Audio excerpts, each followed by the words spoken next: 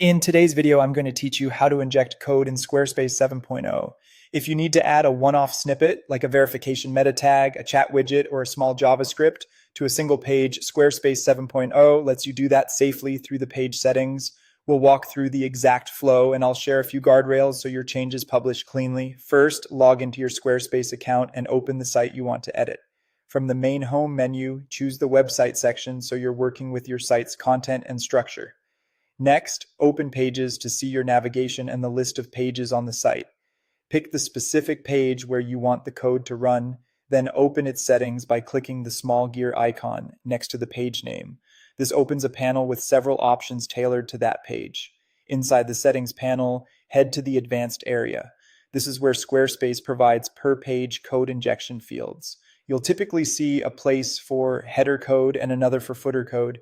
Use the header field for things that must load early, like meta tags or analytics initialization.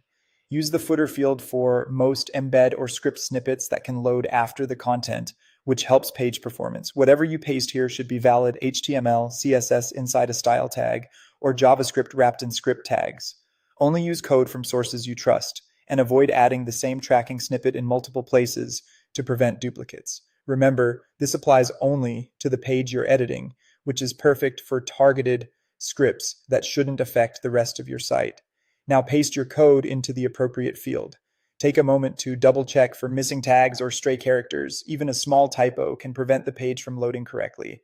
When you're satisfied, close the settings panel. Back in the editor, make sure to save your changes using the save control in the upper left. This step publishes the update to that one page. After saving, preview the page to confirm the snippet is active. If you don't see the effect right away, refresh the page or check in a private browsing window to bypass caching. If something looks off, return to the same advanced area, adjust or remove the snippet, and save again. Keeping a copy of your code snippet in a safe place makes quick rollbacks easy, and following the placement guidance from your code provider will help ensure everything behaves as expected. That's it. You've injected custom code into a single page in Squarespace 7.0 cleanly and safely.